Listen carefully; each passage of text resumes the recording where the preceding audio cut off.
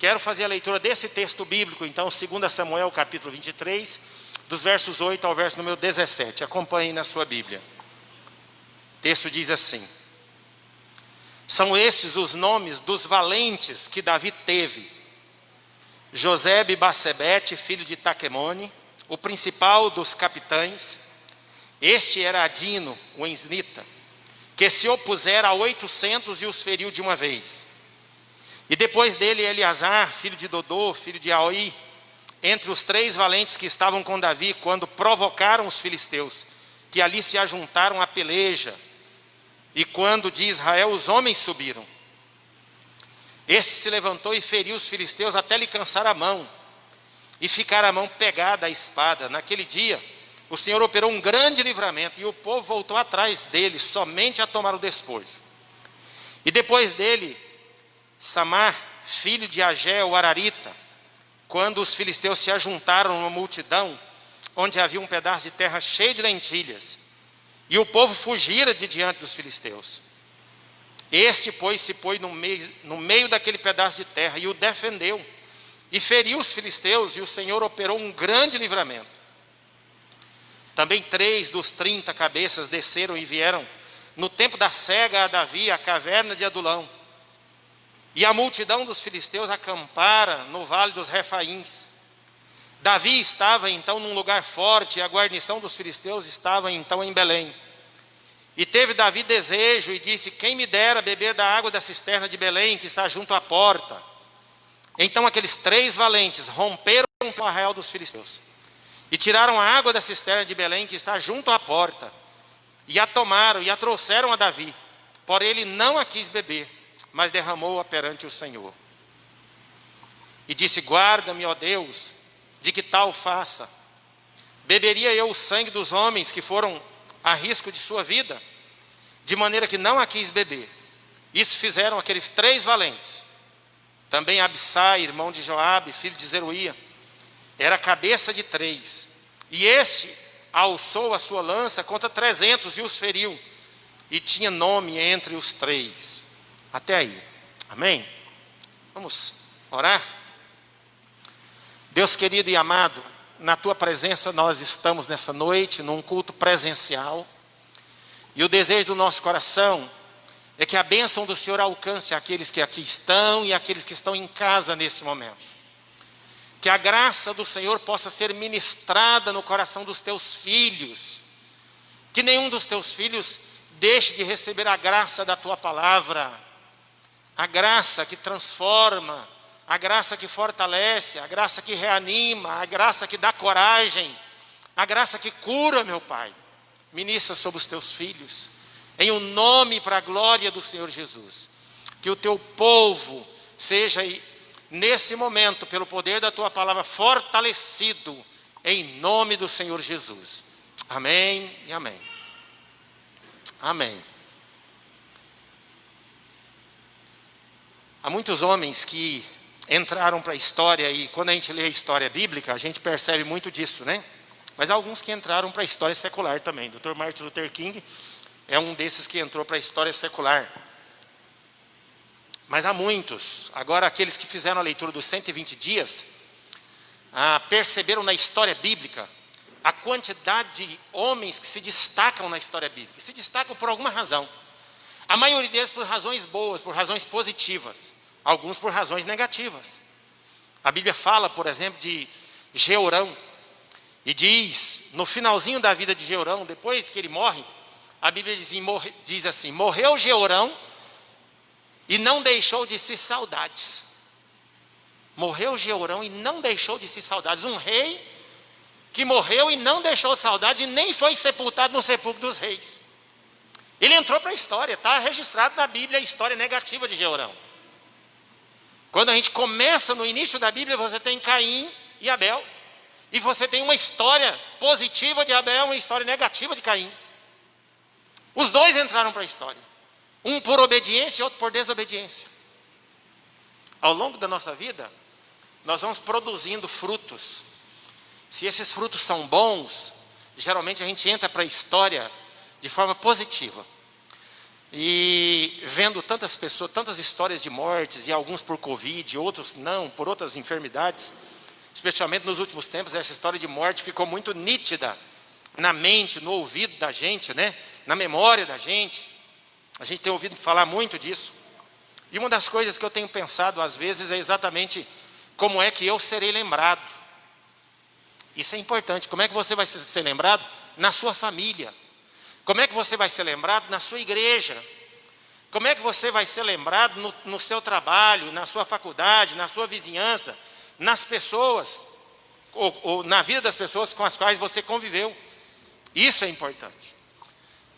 O texto que lemos hoje fala sobre 3 valentes. Davi se tornou rei em Israel, primeiro porque Deus queria que ele se tornasse rei. Segundo, porque Deus levantou homens que lutaram por ele, que defenderam ele.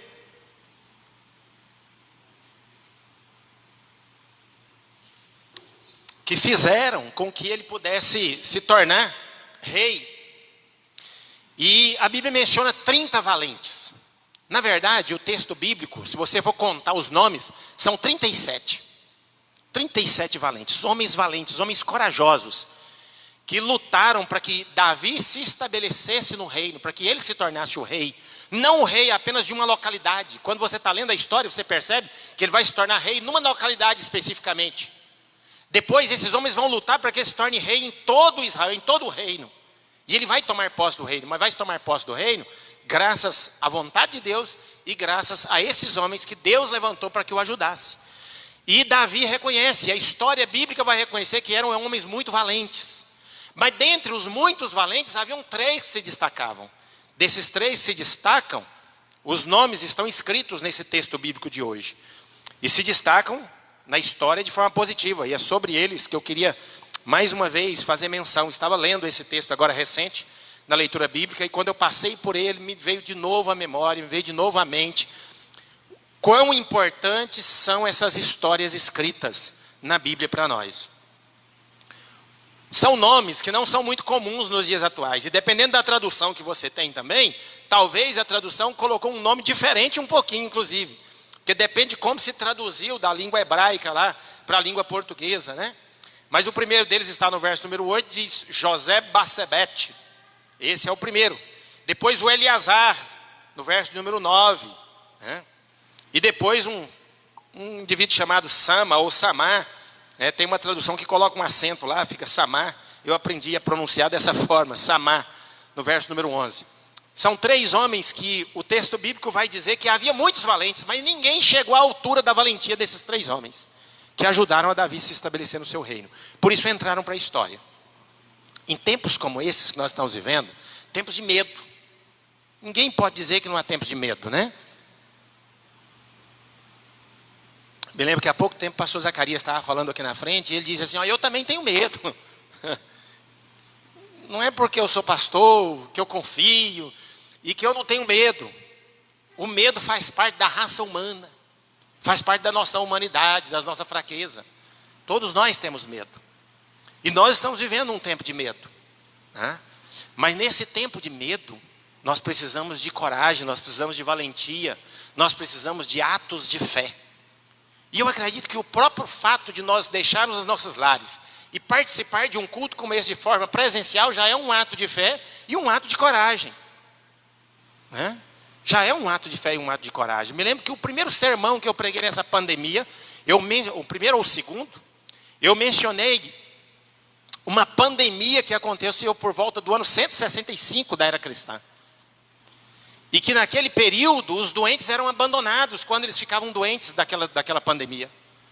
Os familiares, por medo de se contaminar, abandonavam os seus doentes e iam embora. E depois descobriam lá na frente que já estavam contaminados e morriam por lá. Mas, cruelmente, os doentes eram abandonados. E quem mais acudiu os doentes foi justamente os cristãos. E entraram para a história como homens de fé, valorosos, corajosos, que estavam dispostos a arriscar a sua própria saúde, a sua própria vida, mas não abandonar os doentes. Os únicos que não abandonavam seus doentes em casa, com medo, eram os cristãos. Porque acreditavam que se chegasse a partir, estariam indo para a eternidade com Deus. Então, no tempo que nós estamos vivendo, nós estamos precisando de homens corajosos, de mulheres corajosas. E o texto bíblico fala exatamente sobre isso, né? A Bíblia vai dizer na carta aos Hebreus, capítulo 11, verso 38, mencionando esses homens, homens de Deus da história, homens do passado, e vai dizer que eram homens dos quais o mundo não era digno. Já pensou? Homens dos quais o mundo não era digno. Hã?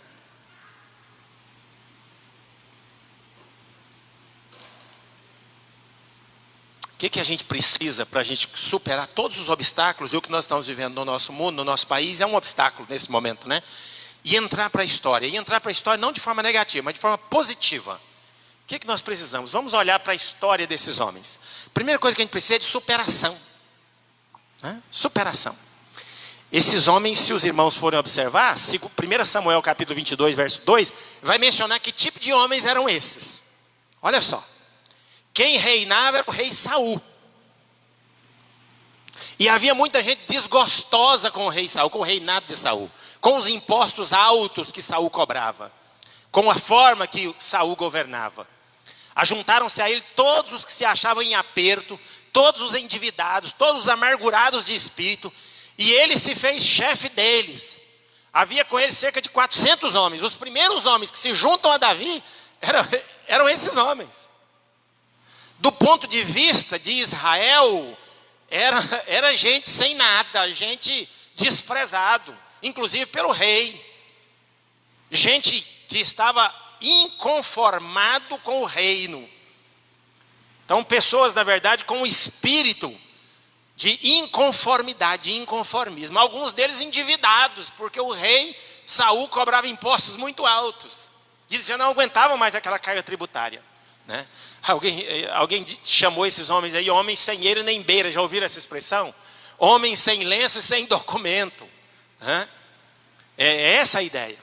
Eu acho interessante que quando Paulo escreve aos Coríntios, ele vai dizer: irmãos, reparai na vossa vocação, visto que não foram chamados muitos sábios segundo a carne, nem muitos poderosos, nem muitos de nobre nascimento. Pelo contrário, Deus escolheu as coisas loucas do mundo para envergonhar os sábios. Escolheu as coisas fracas do mundo para envergonhar as fortes. E Deus escolheu as coisas humildes do mundo e as desprezadas, e aquelas que não são, para reduzir a nada as que são, a fim de que ninguém se vanglorie na presença de Deus. Muitos homens que entraram para a história, se você olhar para a história deles, para o passado deles, você vai descobrir que não nasceram homens fortes, não nasceram em famílias privilegiadas. Entraram para a história por causa da graça de Deus. Entraram para a história, às vezes, justamente por causa das suas limitações, das suas fraquezas, dos seus medos também. Justamente porque aprenderam que tinham que depender exclusivamente de Deus e não da sua própria força, e não do seu potencial. Se os irmãos observarem bem as vitórias obtidas por esses três valentes, as façanhas mencionadas no texto bíblico que lemos hoje, todas essas façanhas, no final delas diz que Deus estava presente, Deus estava marcando presença na vida daquele homem. Que Deus promoveu aquele grande livramento. Há histórias cabulosas. Por exemplo, essa primeira história aí, né? Do José Bassebete, filho de Taquemone, principal dos capitães. Diz o texto que ele se opuseram a 800 e os feriu de uma vez. É claro que não atravessou de uma vez, numa lança só. Não tem uma lança desse comprimento para matar 800. Mas numa mesma batalha, numa mesma guerra, ele matou 800 homens. Alguém fala assim: meu Deus, mas tem que ser muito crente para acreditar num negócio desse. Tem que ser crente, sim. Porque ele não fez por força só naquela batalha, naquela guerra. Ele fez porque Deus estava com ele. Se Deus estiver com você, irmão, as coisas são diferentes. Deus pode fazer coisas que você se admira, que você se surpreende. E como é bom a gente ser surpreendido por Deus.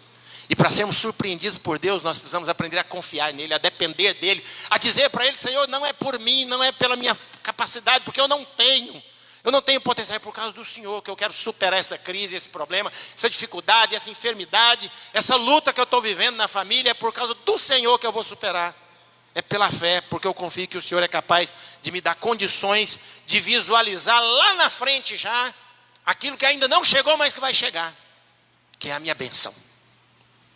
Deus pode fazer maravilhas por meio da fé, por meio da dependência. Então é isso que a gente vai observar claramente nesses homens. Eles não eram homens já poderosos, e por isso aconteceu assim. Algum tempo atrás, vi uma espécie de uma historiazinha contando de um homem que ganhou uns chuchus e um deles estava podre e ele jogou do outro lado, lá do muro, e dias depois, estava podre, não servia para nada, ele jogou do outro lado do muro. Dias depois ele vai lá e o chuchu nasceu. Ele nem plantou não, ele jogou. E o chuchu nasceu. E depois se espalhou. E deu muitos outros chuchus. Era só um chuchu podre. Deus pode usar pessoas fracas, pessoas frágeis, pessoas que olham para si mesmas e dizem, meu Deus, eu sou tão podre, tão fraco, tão fragilizado, eu não sirvo para nada.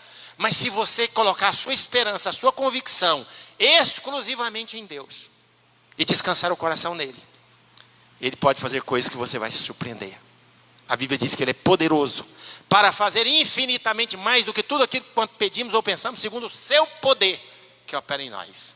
Deus pode fazer além do que pedimos, além do que pensamos e te surpreender. Esses homens, eles superaram, né? Eles superaram o passado de endividamento, de decepção, de tristeza, de angústia. Eram homens angustiados. Talvez alguns que quebraram, como muita gente está quebrando nessa pandemia, né? E talvez pensando, não tem mais jeito para mim. Certamente haverá e deve estar havendo muitos suicídios nesse período agora. Gente que de repente tinha uma estabilidade financeira e de uma hora para outra de repente vai à falência. Uma quebradeira geral que tem acontecido na vida de muita gente. Esses homens vivenciaram isso provavelmente. A Bíblia diz que eram endividados. Não podia nem entrar perto do reinado de Saul porque poderiam ser presos e cobrar deles de alguma forma, até que eles pagassem a dívida dos seus impostos. São esses homens, eles conseguiram superar todos os seus problemas, suas crises, seus traumas, suas experiências traumáticas do passado. Outra coisa indiscutível na vida desses homens, e que vale para todos nós, é a coragem, que eu já mencionei, né? Coragem. Coragem para enfrentar os problemas da vida. Irmãos, tem que ter coragem. Alguns dias atrás, alguém estava saindo e alguém falou assim, mas com essa pandemia você vai sair ainda? Você ainda vai em tal lugar? E a pessoa respondeu assim, ó, viver já é perigoso. Só de estar vivendo já é perigoso. Eu achei interessante, ela falou, viver já é perigoso. Se tem perigo lá fora, aqui dentro também tem perigo. Às vezes o perigo até do adoecimento, inclusive. Do adoecimento emocional, que pode ser pior do que o adoecimento físico. Então a gente precisa de um pouco de coragem. Não estou falando de irresponsabilidade, não seguir protocolos devidos. Estou falando de não entrar nessa doença do medo exagerado. Nós precisamos de coragem, irmãos, para enfrentar qualquer tipo de problema, qualquer crise. Quem tem mais coragem no meio da crise, ele acalma a família, ele acalma, ele confia, ele diz, não, Deus está conosco, a gente vai superar isso, vamos continuar, vamos confiar, vamos tocar para frente, não vamos paralisar a vida, o coração, as emoções por causa disso, não. A vida vai continuar e nós vamos continuar. Há muitos problemas que se você não tiver coragem, você se envereda por caminhos errados. Há muita gente que no meio do medo, do temor, no meio da decepção, se envereda por caminhos de vícios. Se refugia em alguma coisa, por falta da coragem. A Bíblia diz que tudo posso naquele que me fortalece. Paulo vai dizer isso na carta aos Filipenses, né? Tudo posso naquele que me fortalece. Eu posso todas as coisas.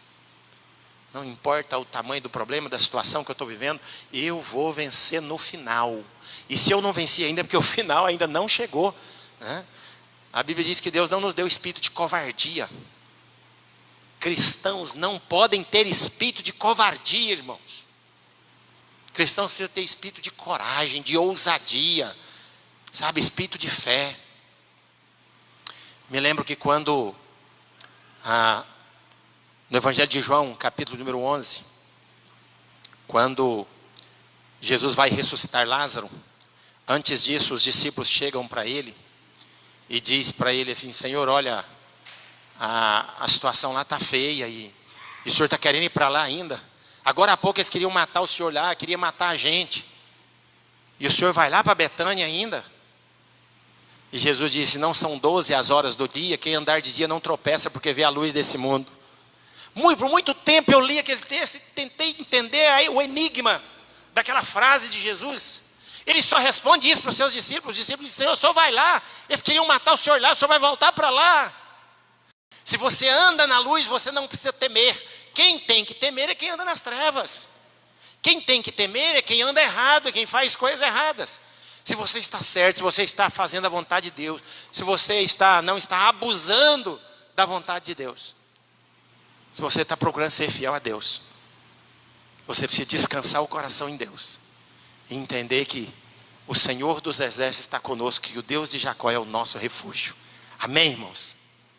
Amém, irmãos? Esse é o caminho às vezes da coragem. E a coragem tem a ver com fé, tem a ver com convicção de que Deus está conosco. Eles tinham um exemplo, né, um bom modelo, que foi o modelo lá, por exemplo, de Davi, né? Davi diz lá no finalzinho, quando ele está falando a respeito do Golias, né? Diz o Senhor dos Exércitos, o Deus de Israel a quem tens afrontado. É Ele que está comigo. E eu estou indo contra ti, Golias, em nome do Deus dos Exércitos. Eu confio nele. Porque o Golias lá zomba e vê aquele rapazinho pequenininho, frágil, com uma funda e uma pedrinha na mão e fala, esse cão morto aí, o que esse cão morto vai fazer comigo? Ele diz, você vem contra mim com espadas e lanças, mas eu vou contra ti em nome do Senhor dos Exércitos. E foi em nome do Senhor dos Exércitos que ele venceu o gigante. Há coisas que aparecem na nossa vida às vezes que parecem gigantes, que querem nos destruir, que querem jogar a gente por terra, que querem nos humilhar. E nessas horas a gente precisa seguir o exemplo de Davi. Esses homens, eles encontram um líder corajoso, Davi. O homem que tinha matado um leão, que tinha matado um urso, um leão para defender suas ovelhas. A história bíblica mostra o tempo todo que Davi nunca foi um homem assim covarde. Talvez a história de maior covardia de Davi foi ter produzido a morte de um dos seus valentes, que é Urias, por causa de Batseba. Está registrado também os pecados de Davi na Bíblia. Quando você vê a lista, nessa lista, o último nome da lista é Urias o Eteu. Aquele que Davi vai mandar botar na frente de batalha para morrer por causa da sua esposa Batseba. As histórias bíblicas não negam a valentia, a coragem, a fé desses homens, mas também não negam as suas fragilidades, seus pecados, seus erros. Está tudo registrado nas Escrituras. Eles tinham um bom modelo, né? O Martin Luther King, que eu mencionei no início, ele disse que o que me preocupa não é o grito dos maus, é o silêncio dos bons. Aquela ideia de que às vezes tem coisas muito erradas, muito ruins acontecendo, e a pessoa simplesmente se cala. Ou a pessoa sabe que ele tem potencial para intervir, para solucionar, para ajudar, para contribuir de alguma forma para solucionar aquela situação, mas ele se cala. Ele silencia, ele se esconde, ele passa de largo, ele não quer nem ouvir, nem ficar sabendo do problema, porque se ficar sabendo, ele tem que, de alguma forma, se comprometer e se envolver e de ajudar. É uma espécie de silêncio dos bons que não são tão bons, porque se fossem bons, de fato, não ficariam em silêncio. Entraria e tentaria ajudar, tentaria resolver de alguma forma. Martin Luther King disse que isso é que preocupava ele. Perseverança é uma outra questão interessante nesse texto bíblico. A gente vai perceber isso, né? Especialmente no último desses valentes, o Samá, se os irmãos perceberem aí, diz, depois dele Samá, filho de Ageu, Ararita, quando os filisteus se ajuntaram numa multidão onde havia um pedaço de terra cheio de lentilhas, e o povo fugiu diante dos filisteus. Tem uma plantação de lentilhas e o povo foge, e o povo entrega e diz assim, isso é alimento para nós, mas entre perder a vida e perder o alimento, entrega o alimento, vamos fugir, vamos todo mundo correr. Ninguém dá conta de enfrentar esses filisteus, não. Mas o Samá, ele põe o pé lá na frente daquele campo de lentilhas e diz, só toma isso aqui se me matarem. Eu morro junto com esse campo de lentilhas, mas eles não vão roubar esse campo de lentilhas. E ele defende o campo de lentilhas corajosamente. E a Bíblia vai mostrar que ele enfrenta um exército, um grupo grande que vem de alguma forma ali tomar aquele campo de lentilhas.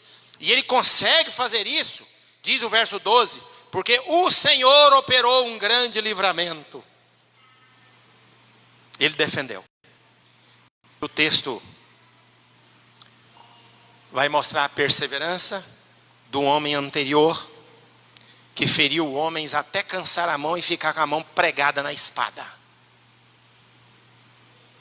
A valentia foi tão grande que depois de tanto lutar, a mão pregou na espada. Deu uma cãibra. Ele não conseguia nem tirar a mão da espada. Sabe quando alguém começa, imagine você, por exemplo, capinando, né? Você que não tem muita experiência, sim. Eu sou um desses que já capinei muito pouco na minha vida. Não vou dizer que é muito, né? Mas toda a vida tive uma alergia que descasca as minhas mãos. Então nunca criei calos na mão. Então minha mão é fininha. Pouquinho, se eu começar a capinar, pouquinho, logo faz calo na mão. Aí quando faz calo, que rebenta, que começa a arder aquele calo, qual que é a vontade que dá? Larga de mão desse trem.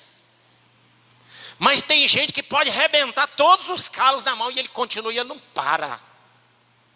Ele não larga. E fica ali até a mão começar a grudar no cabo da enxada, né? Gente perseverante. Gente que tudo que começa vai até o fim. Que não desiste, sabe? Nós tivemos aí essa leitura dos 120 dias da Bíblia. E eu vou dizer um negócio, viu, irmãos? Tem dias quando você atrasa a leitura que dá vontade de desistir. Tem muita gente que deu vontade de desistir, né? Talvez algumas dessas leituras eu não desisti porque eu era um pastor. É humilhante, o pastor não pode desistir. Ele tem que chegar no final. E eu cheguei no final hoje, cedinho. Fiquei até meia-noite ontem, colocando atrasado. Teve gente que terminou antes. Então tem momentos que você precisa de perseverança, de persistência, senão você desiste. Há tantas coisas na vida que a gente dá vontade de abandonar, de desistir. O Samar não desistiu do campo de lentilhas. Ele lutou. Ele enfrentou até o último momento, até o último homem. Às vezes a gente precisa exatamente disso, né? Inclusive perseverança para lutar contra o pecado, porque essa é uma outra coisa que tem destruído a vida da gente, né? Não perder o que você já conquistou. Qual é o seu campo de lentilhas? Queria deixar essa pergunta para cada um dos irmãos nessa noite, né? Qual é o seu campo de lentilhas? O que é que Deus colocou na sua vida que não é para você perder? Deus te entregou isso e Deus disse para você, cuida disso, não perca isso. Tem gente perdendo bens, tem gente perdendo família, tem gente perdendo coisas preciosas. Por falta de coragem, por falta de fé, por falta de perseverança, por falta de superação. Quais são as preciosidades que Deus tem confiado na sua vida? Pense sobre isso aí, persistência, né? Já dizia o Charles Chaplin lá, é o menor caminho do êxito. Eu queria, hoje à noite, orar com você, pedindo que Deus lhe desse superação. Tem crises, tem problemas, tem traumas, tem situações difíceis na sua vida, que te faz acreditar que você não é capaz, que você não pode chegar onde você vai chegar, onde você sonha em chegar, onde você deseja chegar. Supere isso, jogue isso para debaixo do tapete, jogue isso para bem longe de você e diga, isso não faz parte da minha história. Pode fazer parte da minha história, mas não vai me trazer derrota. Eu não aceito isso como um elemento limitador das vitórias que eu quero conquistar. Você precisa de superação. Tem problemas? Não se refugie em vícios, não se refugie no dinheiro, não se refugie em bens. Se refugie exclusivamente em Deus. Tenha coragem para enfrentar. E perseverança, não desista. Há tantas coisas que a gente faz na vida que se você não tiver perseverança, você não termina, você não conclui, você não chega ao final. Quando estiver lutando, orando, pedindo a Deus por alguma situação na sua vida, faça como Jacó. Lembra da história, quem passou por ela agora recente, lá em Gênesis 28. se não me engano, em que ele luta contra um anjo. E a Bíblia diz que ele segurou o anjo, e o anjo queria ir embora, ele diz: não te deixarei enquanto não me abençoares.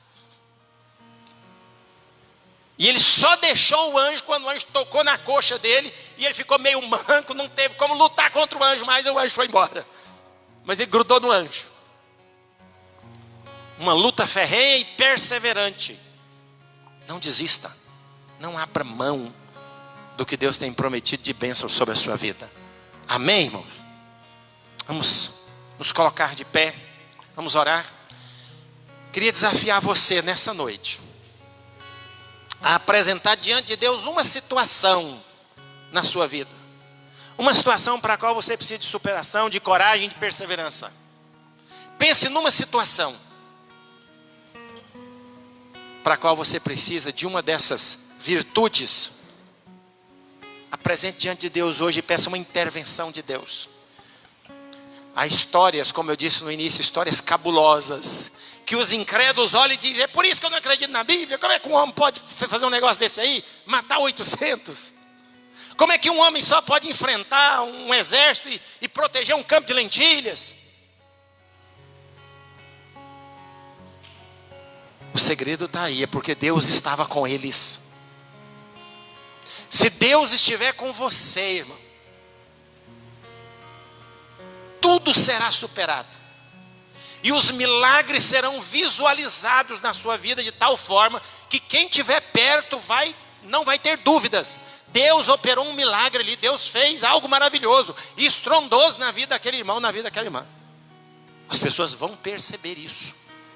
Então eu quero desafiar você num ato de fé, nessa noite, nessa hora, apresentar diante de Deus uma situação, pedindo para Deus uma intervenção nessa área da sua vida, em nome de Jesus. Vamos orar e você vai colocar isso diante de Deus. Senhor meu Deus e meu Pai, nesta noite, como igreja do Senhor Jesus, como servos, como filhos amados, nós apresentamos diante do Senhor a vida desse irmão, dessa irmã, que nessa hora apresenta um pedido diante do teu altar. E eu quero clamar por milagre, por intervenção, por uma coisa grande operada na vida desse irmão, dessa irmã, para que o nome do Senhor seja honrado e glorificado. Em nome de Jesus, faz dos teus filhos valentes do Senhor.